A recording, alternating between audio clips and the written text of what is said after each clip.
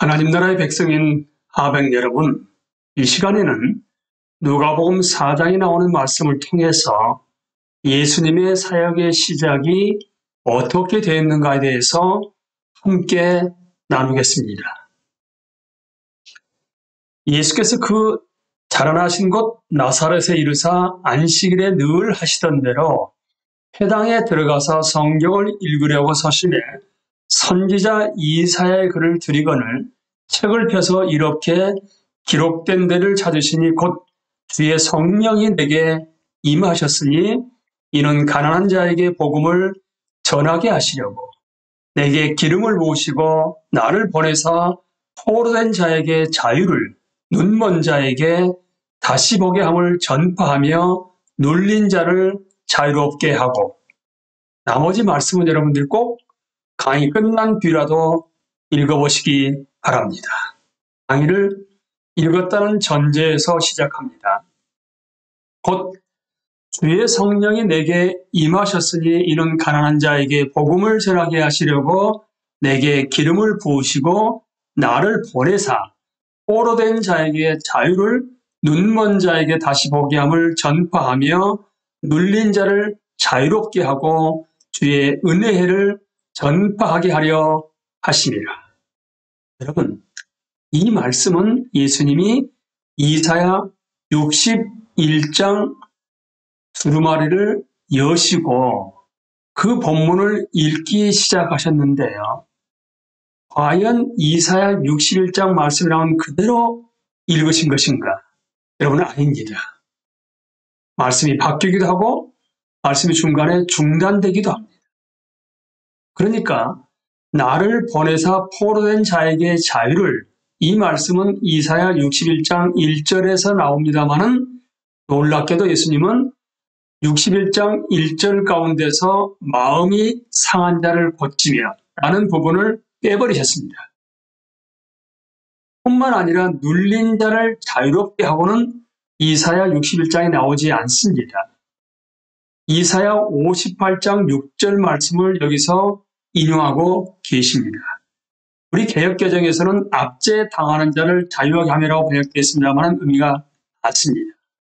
뿐만 아니라 이사야 61장 2절에서 나오는 여호와의 은혜와 우리 하나님의 보복의 날을 선포하여, 그런데 놀랍게도 지금 보시는 것처럼 우리 하나님의 보복의 날을 빼버리셨습니다.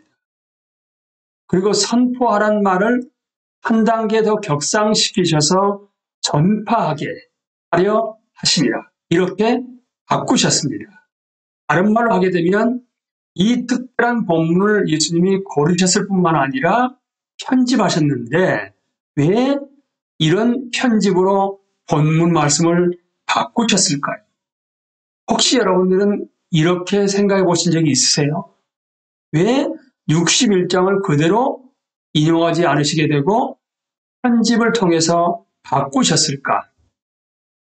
이유가 여러분 있습니다. 이유가 어디에 있냐 하게 되면 예수께서 그 자라나신 곳 나사렛에 이르사, 그러니까 나사렛에 관련된 배경 지식을 아셔야지만이 예수님이 특별히 편집하신 이유를 명확하게 알 수가 있습니다. 구약 성경에는 나사렛이란 마을이 나오지 않습니다, 여러분. 이 마을에 사람들이 정착한 것은 기원전 2세기경으로 알려져 있는데요. 마카비 가문의 아리스토블루스가 갈릴리를 정복하여 유대 세계로 만들었습니다. 근데 마카비 왕조는 민족주의를 내세웠습니다. 그렇기 때문에 그 땅을, 갈릴리 땅을 정복해서 애초부터 자기네 땅이었던 것처럼으로 만들려고 했습니다.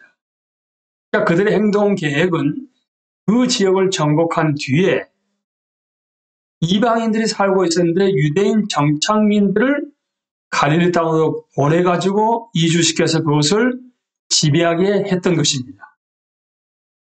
그러니까 식민지에 사는 소수 지배자들은요, 지금도 그렇습니다만 시대를 막론해서 정치, 문화, 종교 면에서 자부심을 드러내지 않겠습니까?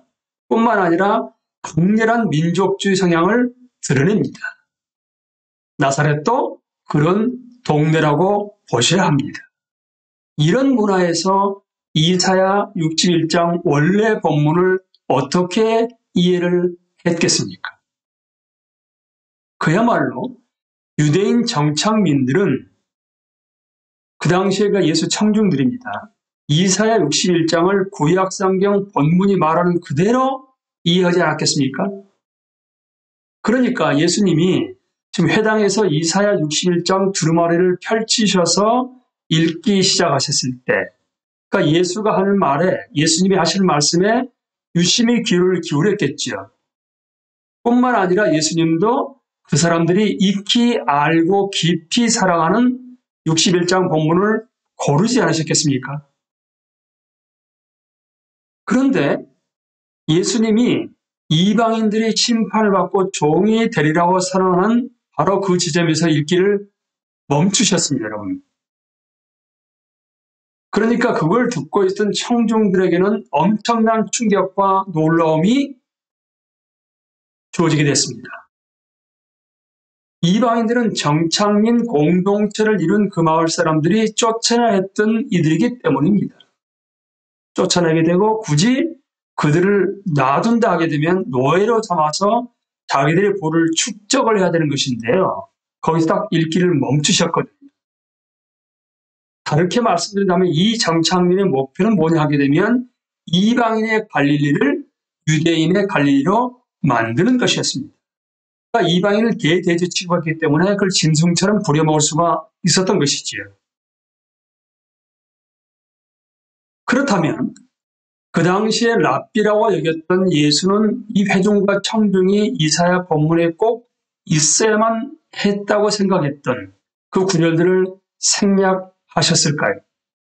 왜 편집을 하셨을까요?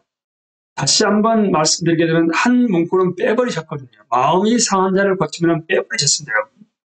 뿐만 아니라 다른 말을 이사야 58장 6절 압제에 당하는 자를 자유하게 하매를 눌린 자를 자유케 하매로 인용하셨습니다. 그리고 마지막 문장은 우리가 이미 보아서 아시듯이 반으로 싹둑 잘라버리셨습니다. 그러니까 여호와의 은혜의 해를 선포한다고 했지 우리 하나님의 보복의 날을 빼버리셨거든요. 자, 그러시면서 주의 성령이 내게 임하셨으니라고 먼저 말씀하셨습니다. 그러니까 예수님은 이사야 61장 본문을 과거로부터 내려온 확고한 그 보화라고 여기셨어요. 그래서 그 말씀을 단단히 붙잡으십니다. 그러니까 두루마리 61장을 펴신 거죠. 그리고 성령이 내게 임하셨다고 분명하게 선언하십니다. 다른 말로 바꿔서 말씀드리게 되면 과거 구약 말씀을 긍정하시면서 동시에 하나님께서 성령을 통해서 새 일을 행하신다고 선언하고 계시는 것입니다. 이렇게 먼저 사람들을 놀라게 하신 뒤에 계속 성경을 읽어나가시는데요. 이 본문은 편집을 통해서 기름 부음을 받은 이가 하셔야 할 일로 세 가지를 지금 제시하고 있습니다. 첫 번째가 이는 가난한 자에게 복음을 전하게 하시려고.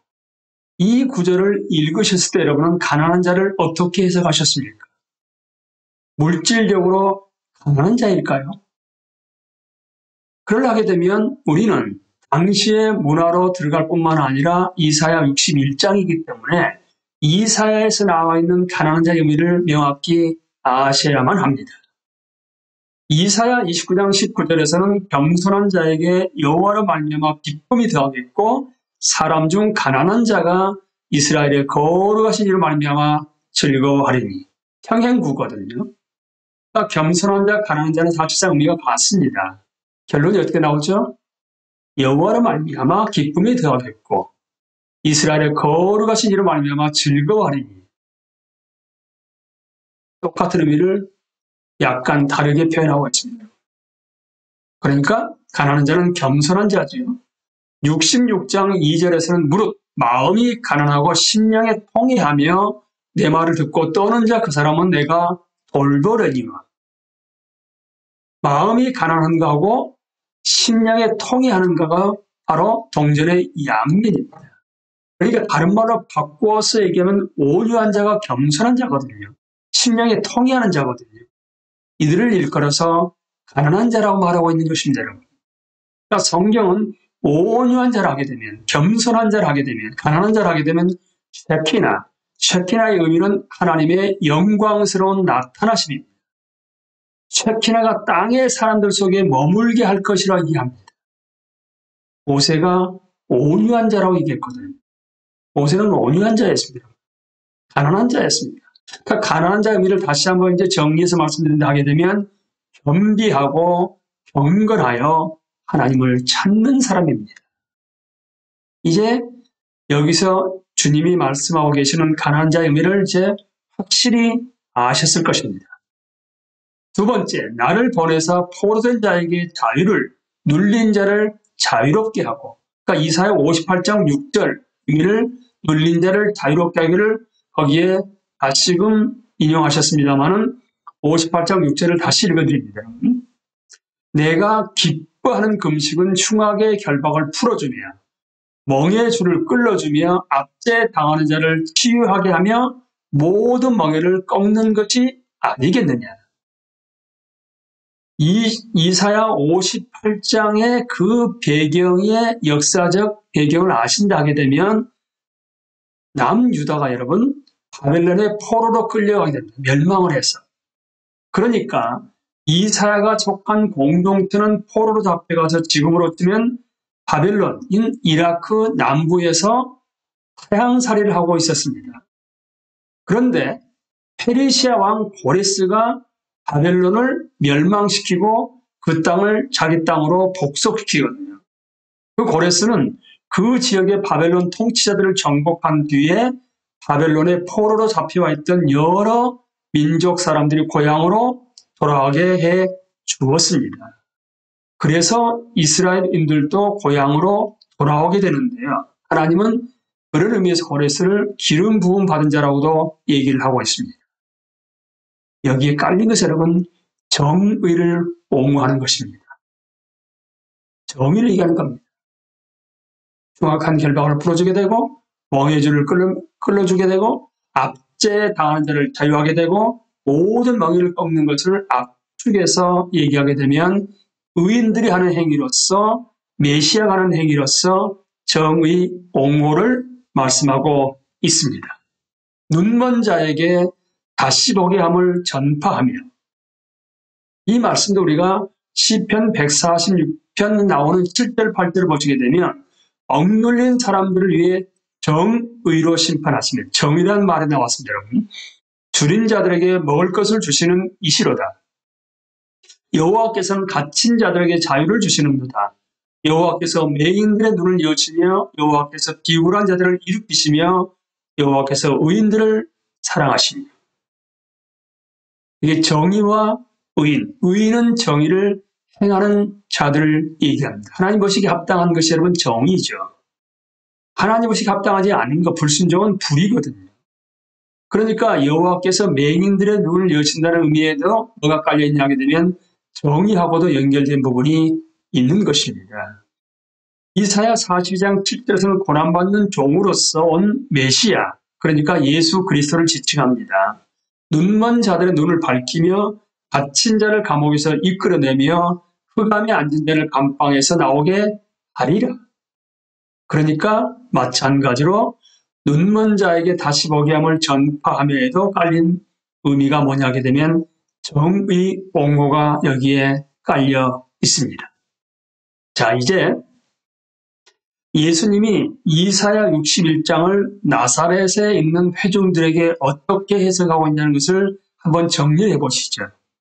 그 회중들은 이사야 61장을 어떻게 그 당시에 해석을 하고 받아들이냐 하게 되면 자신들이 몸담고 있는 신앙 공동체에게 물질의 복을 약속한다는 것으로 알고 있었습니다. 특별히 이방인들을 노예로 삼아서 자기들의 물질적인 복을 약속해 주는 것으로요.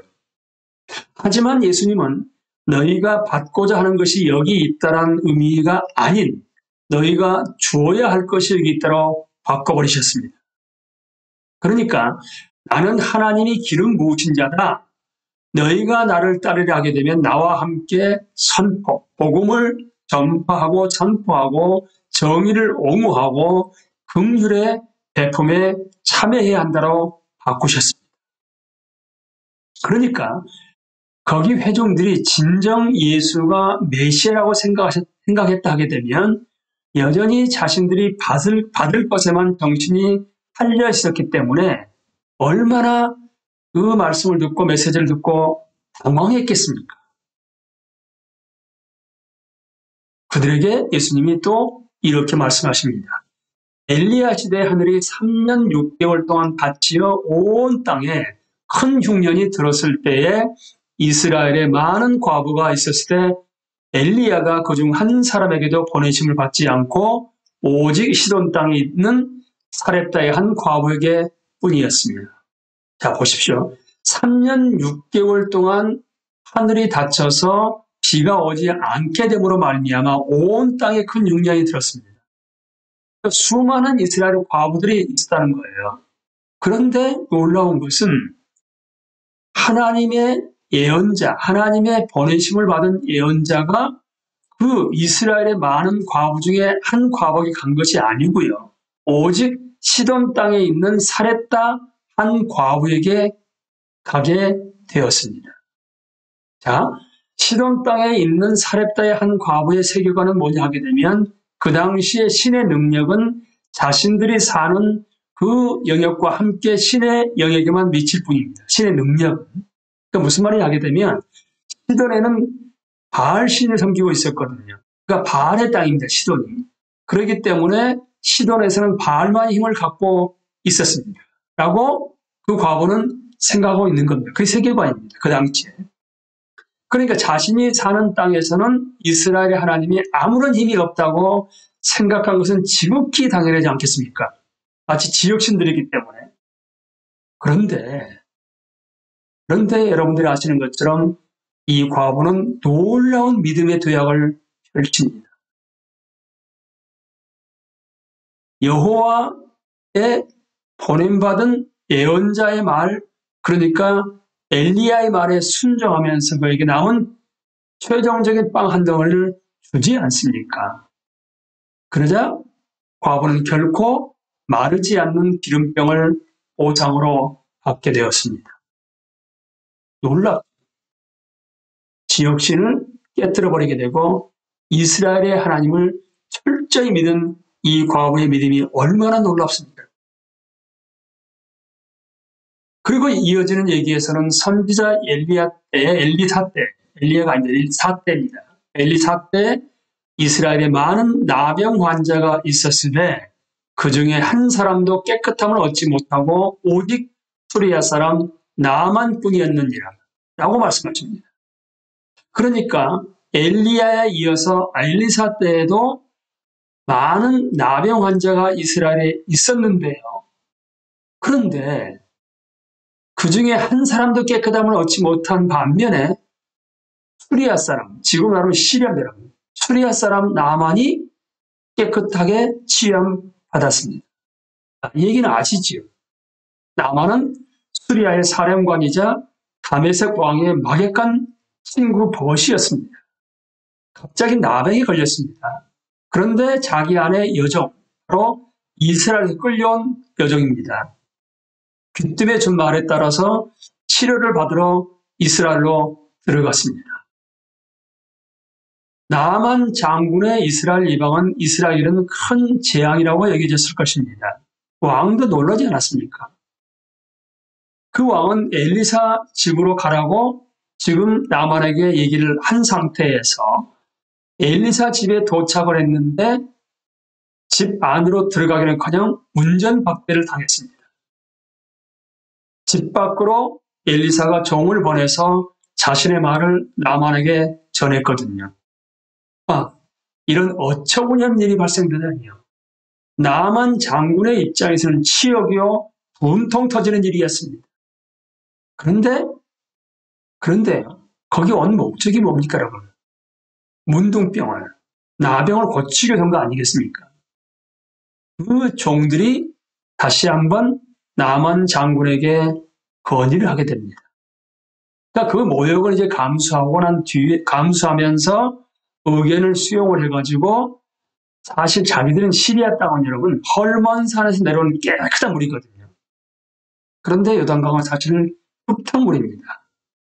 그 요단강에서 몸을 씻었습니다. 그리고 고침을 받았습니다. 두 이야기를 지금 누구한테 하고 있는 거죠?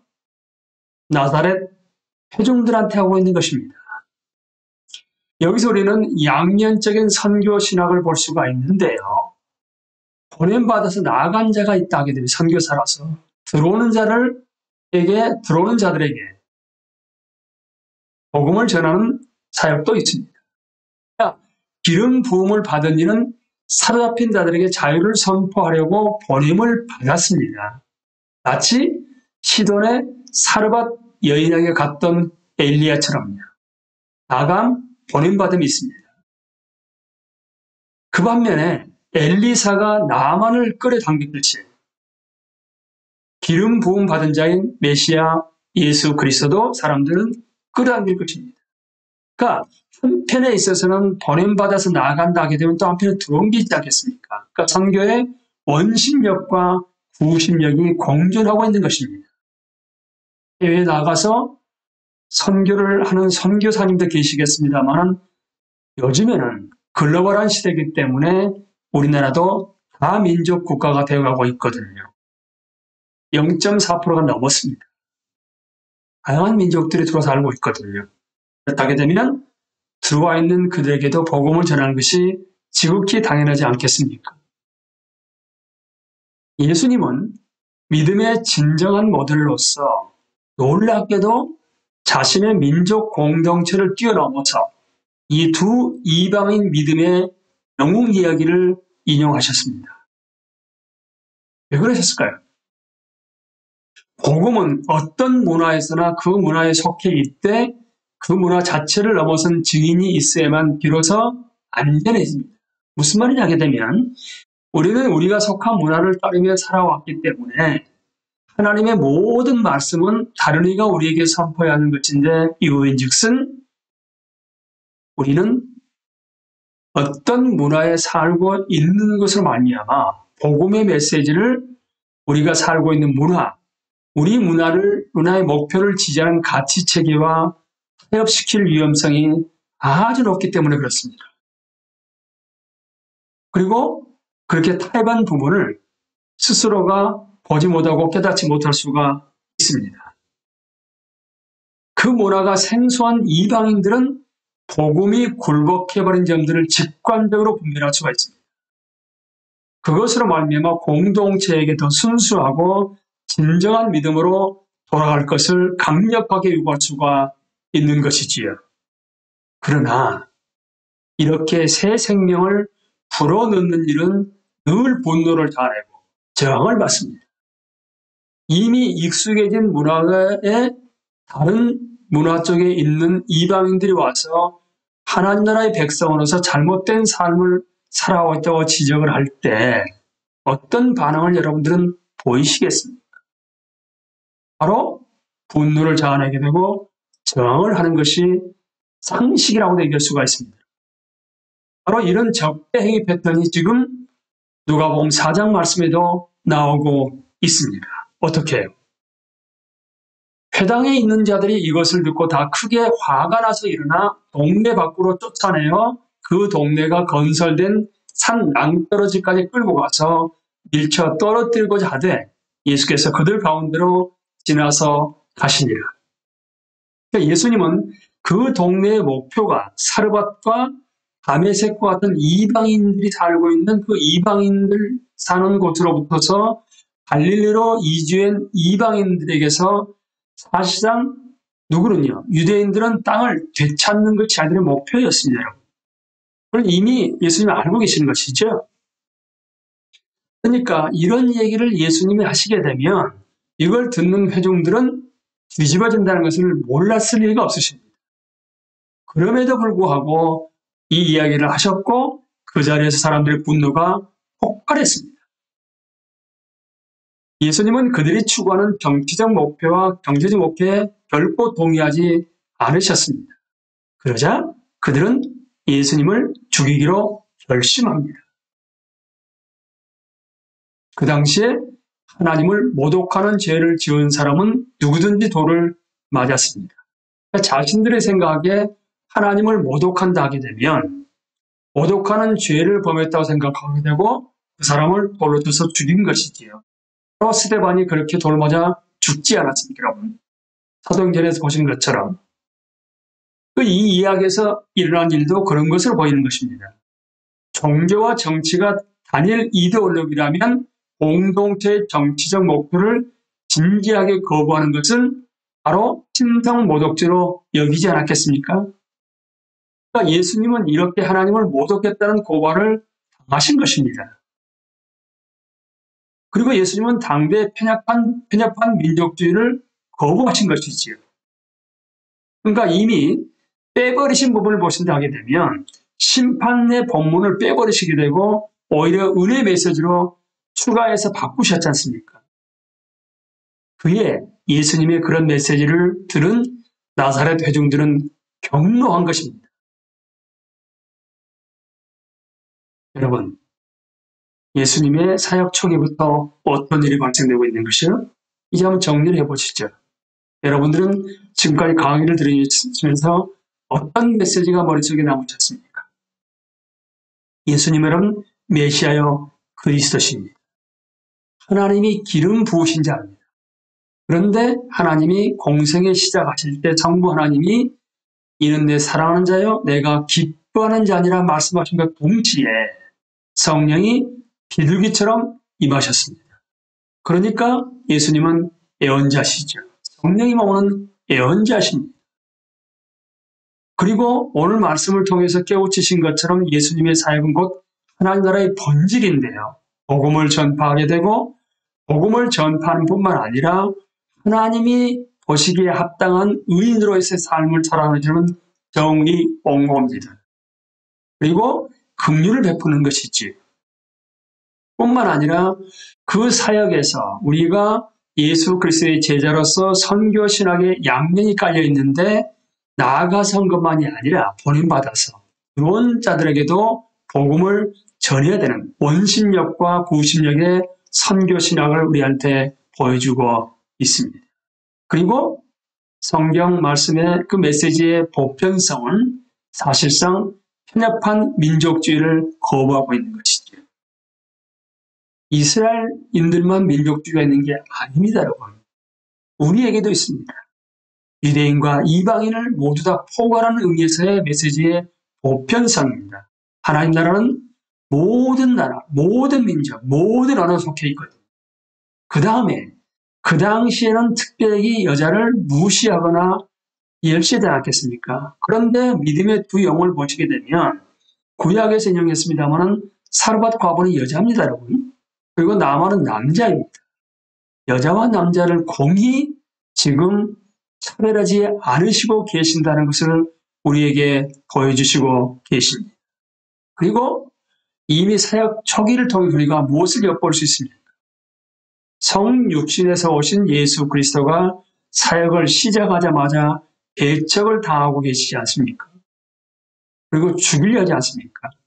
결국 십자가의 대속제물로 돌아가시게 되는 것이야. 그리고 그것이 우리 죄를 대속했다는 것을 어떻게 증명했습니까? 죽음을 이기신 승리, 곧 아버지 하나님이 죽음을 이기신 승리로서 부활을 시켜주셔서 승천하셔서 보좌 우편에서 지금 통치권을 행사하고 계십니다. 이 짧은 누가복음 4장의 예수님의 사역 시작을 통해서 우리는 예수님의 오심과 사역과 배척당함과 죽음과 부활을 미리 예견할 수가 있지 않습니까?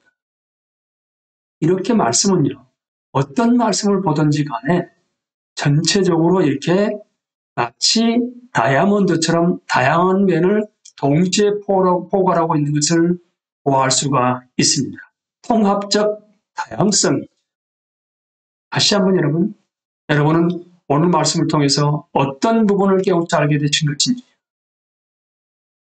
예수 그리스도의 제자를 하게 되면 복음을 전파할 뿐만 아니라 삶에서 의인으로 칭함받는 자로서 의롭게 살아가는 우리 정의를 옹호하게 되고 사랑과 긍휼을 베푸는 것이 아니겠습니까?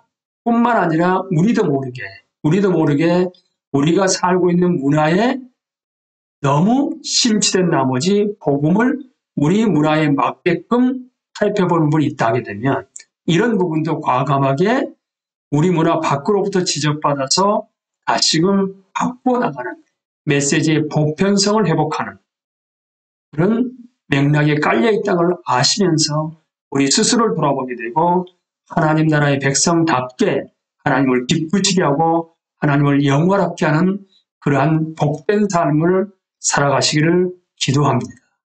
강의를 마치겠습니다. 감사합니다.